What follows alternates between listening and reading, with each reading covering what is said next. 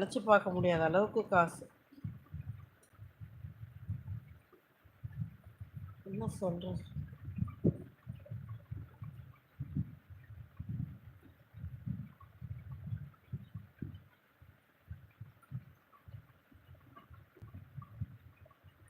ஆமாங்க பிரதர். கண்டிப்பா ஏழ்ம தான்.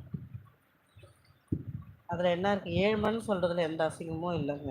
யாரையும் நம்ம ஏமாத்தல. பொய் சொல்லிலாம் நம்ம இல்லல்ல. ஏழ்மைன்னு சொல்றதுல என்ன தப்பு இருக்கு? ரொம்ப கஷ்டப்படுற குடும்பம் தான். கஷ்டப்பட்டு முன்னுக்கு வர ட்ரை பண்ணிட்டு இருக்க குடும்பம் தான். இன்னைக்கு இல்லன்னா ஒரு நாள் கடவுள் கண்டிப்பா செய்வார்ன்னு கடவுள் மேலயும் அதிக நம்பிக்கை இருக்கிற குடும்பம் தான். நடக்கும்போது நடக்கட்டும் அவ்வளோதான்.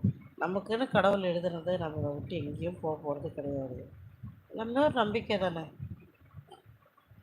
நம்பிக்கையோட முயற்சி பண்ணுவோம். சாப்பிட்டேங்க. பழைய கஞ்சி நேத்து வச்ச ரைஸ் இருந்தது. அதோட கஞ்சிய குடிச்சிட்டோம். சமைக்கல இன்னும். இனிமே தான் சமைக்கணும். லஞ்ச் அதுவே போதும். ம், தெரியல. டேரக்டா நைட்டு சாப்பாடு மாரி செய்ற மாரி இருக்குமா? இல்ல வந்து லஞ்சுக்கு பசிக்குமா ஈவினிங் தெரியல. இல்ல பிரதர், எங்களுக்கு குழந்தை இல்ல. நானும் என்னோட வீட்டுக்காரு, எங்க வீட்ல ஒரு 4 பப்பி வளர்க்குறோம். அவங்க எங்களோட ஃபேமிலி மெம்பர். மொத்தம் நாங்க 6 பேர்.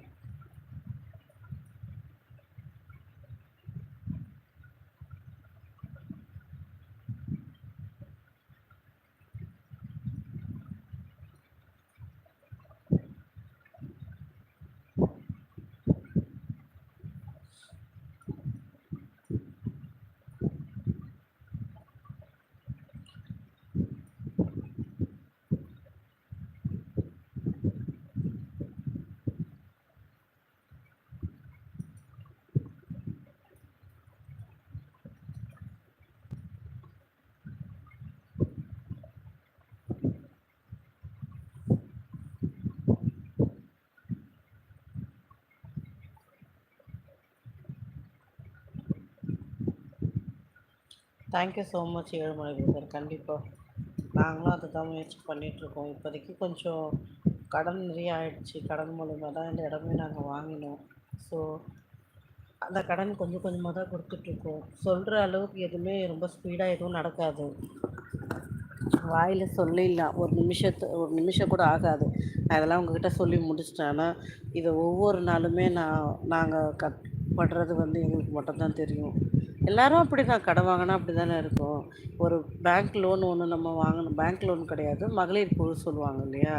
மகளிர் குழு லோன் வாங்கணும்னா ஒரு ரூ. 50,000 குடுக்குறாங்கன்னா, அத 10 மாசம் இல்ல 15 மாசம் லோனா பிரிச்சு தான் கட்டணும். இது எத்தன பேர் சொல்லுவாங்கன்னு எனக்கு தெரியாது. இருந்தாலும் நான் சொல்றேன். பொதுவா இதெல்லாம் சொல்ல மாட்டேன். இப்ப நீங்க எனக்காக கடவுள வேண்டிக்கிறேன்னு சொன்னீங்க இல்லையா? அந்த நல்ல உள்ளத்துக்காக, அ அதனால நான் உங்ககிட்ட இத ஷேர் பண்ண நெனைக்கிறேன் அவ்வளோதான். மீதி இருக்க 86 பேரும் எதுக்கு பார்க்குறாங்கன்னு எனக்கு தெரியாது. என்னோட பேர் சுமிங்க.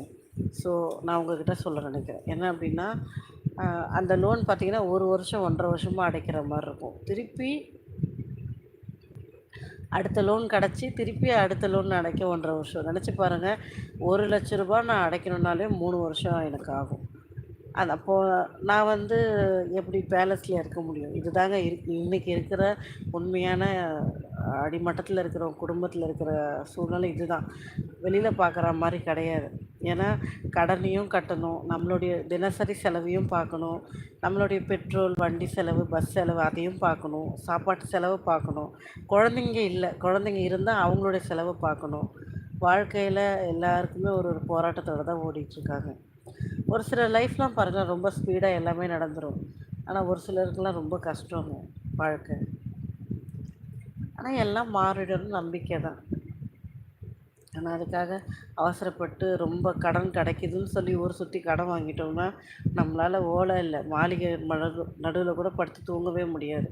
அதுவே ஒரு மன அழுத்தத்த குடுத்துரும். அதனால இருக்கிறத வச்சே சந்தோஷப்பட்டுக்க வேண்டியது எது இருக்கோ அத நெனச்சு தினசரி கடவுள கேட்டுக்கிட்டே வேண்டியது தான்.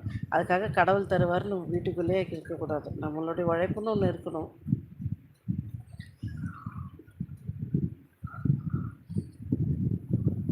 நான் ஏதோ மொக்க போட்டாலோ, இல்ல நான் ஏதாச்சும் உங்கள அறு எப்படி சொல்றது?